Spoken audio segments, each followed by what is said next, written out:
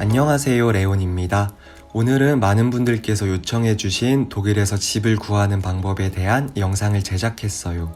영상 시작에 앞서서 이번 영상은 이미 집을 구하는 방법을 어느 정도 알고 계신 분들에게는 새로운 정보로 도움이 되는 영상이 아님을 밝혀두고 싶어요. 아무런 배경 지식이 없는 분들을 위해서 아주 기초적이고 간단한 이야기들만으로 구성이 되어 있습니다. 또한 주관적인 내용이기 때문에 어디까지나 참고만 하시면 좋을 것 같아요.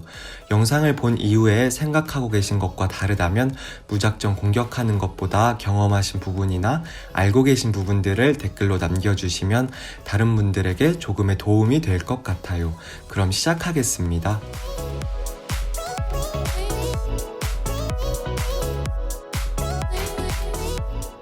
일단 대학생인 경우에는 지역 기숙사에 입주하는 것이 제일 간편해요.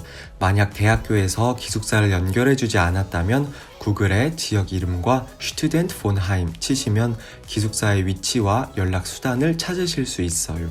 원칙적으로 기숙사는 최소한의 서류를 포함한 입학증명서가 있다면 별 무리 없이 입주할 수 있어야 하지만 도시에 따라 기숙사의 방이 부족한 경우에는 거절당하기도 하고 기약 없이 기다려야 하는 경우도 있습니다. 그럴 경우에는 직접 집을 찾아서 계약하셔야 해요. 그럼 이제 인터넷으로 매물을 찾는 것을 잠시 보여드릴게요. 일단 임모빌리언 스커트, 임모벨트를 비롯한 몇 개의 유명한 웹사이트들이 있는데 저는 Wege Gesucht로 보여드릴게요.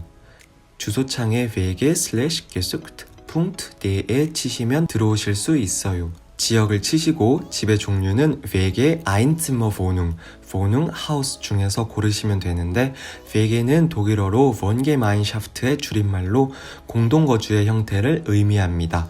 저희에게 익숙한 단어로는 홈쉐어링 정도로 보시면 될 것 같아요.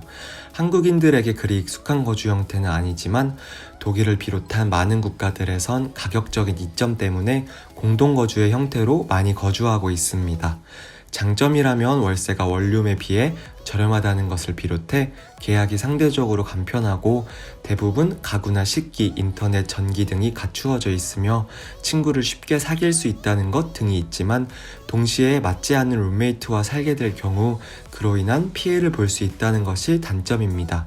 이 외에도 여러 가지 장단이 있기 때문에 제가 여기서 Wege가 좋다 안 좋다를 말씀드릴 순 없고 본인의 성격, 금전적인 부분을 고려해서 결정하시면 될 것 같아요. 아인츠머보능은 쉽게 원룸이라고 생각하시면 되는데 장점은 혼자 조용히 살 수 있다는 것이고 단점은 계약하기가 상대적으로 까다로우며 부가적으로 전기, 인터넷, 가구 등 직접 처리해야 하는 부분이 많아요. 물론 구비되어 있는 경우도 있지만요. 밑에 보능은 우리가 익히 알고 있는 방 2개 이상의 아파트나 빌라의 형태이고 하우스는 주택이라고 보시면 되겠네요. 참고로 독일은 거실도 방의 개수로 치기 때문에 예를 들어 Zweizimmerwohnung이면 거실과 방 1개를 의미합니다. 안게보트, 매물에 체크하시고 Finden 찾기를 누르시면 됩니다. 더 구체적인 필터를 적용하실 수도 있어요. 방의 크기, 최대 월세, 이사 기간, 구체적인 지역 등등이요. 일단 그냥 찾아보겠습니다. 간단한 사진과 월세가 써있고 제목이 있고 지역이 적혀 있어요. 참고로 페어퓨크바는 계약 가능 기간입니다. 독일에는 세입자가 잠시 집을 비울 때 그 기간만큼만 집을 빌려서 거주할 수 있는 Zwischenmiete 제도가 있어요. 때문에 이렇게 기간이 명시되어 있다면 그 기간만 거주할 수 있습니다. 때문에 정식으로 집을 찾기 전에 잠시 동안 머물 집을 구하신다면 Zwischenmiete도 선택지가 될 수 있겠네요. 한 개 예시로 들어가 볼게요. 빌더에서는 사진을, 카트에서는 지도를 확인하실 수 있고 오른편에는 판매자의 정보가 적혀 있어요. 방의 크기는 38 kvm/이니까 11평 정도 되겠네요. 여기 게samt미테라는 것은 기본 월세인 칼트미테에 전기세를 제외한 네븐코스튼, 공과금이 포함된 월세입니다. 네븐코스텐은 수도세, 관리비, 쓰레기 처리 비용 등을 포함한 금액입니다. 하지만 네븐코스텐은 집마다 포함된 범위가 다르기 때문에 계약하실 때 꼼꼼히 확인하셔야 합니다. 그리고 카우치오는 보증금인데 보통 칼트미테의 3배에 해당하는 가격입니다. 이제 집에 관련된 직관적인 정보들이 있습니다. 독일은 보통 1949년도 이전에 지어진 집을 알트바우, 그 이후에 지어진 집을 너이바우라고 하는데, 알트바우는 보통 천장이 높고 나무 바닥이며 엘리베이터가 없는 경우가 대부분입니다. 4층이라고 하네요. 독일의 4층은 한국의 5층입니다. 주방, 화장실, 주차장이 있고 대중교통은 걸어서 5분 거리에 있다고 합니다. 이 외로도 다른 집들을 확인하시다 보면 반려동물을 키울 수 있는지, 바닥의 재질이나 창고의 유무, 가구의 유무 등 적혀 있는 경우가 있어요. 참고로 가구가 있다면 그 가구들을 무료로 받을 수 있는지, 아니라면 어느 정도의 돈을 내고 넘겨받아야 하는지도 꼼꼼히 확인해 보셔야 합니다. 밑에는 집과 관련된 추가적이고 자세한 정보가 적혀 있어요.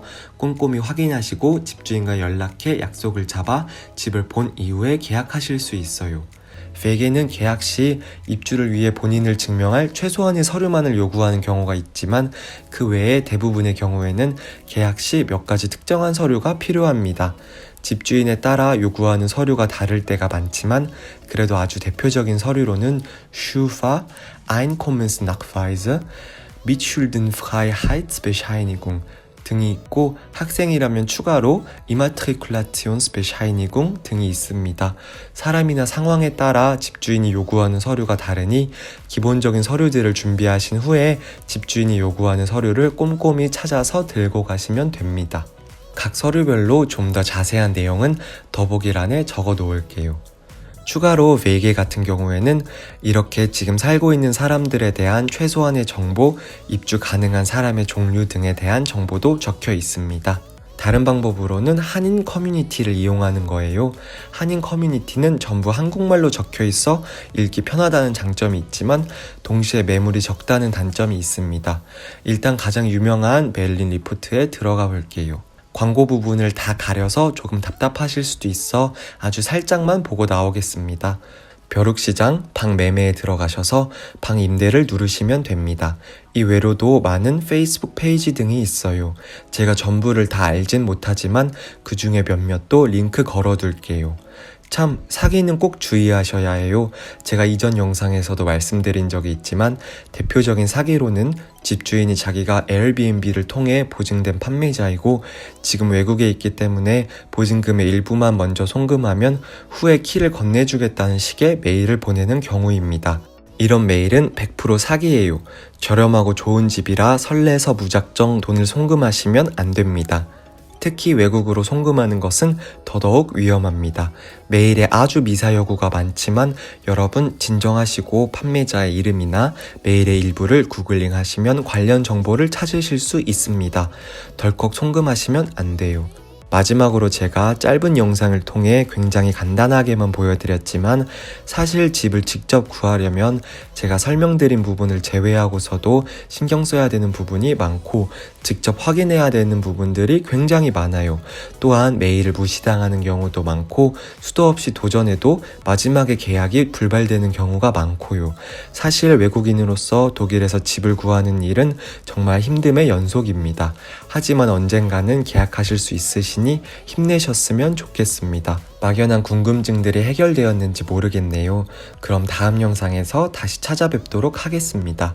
안녕히 계세요.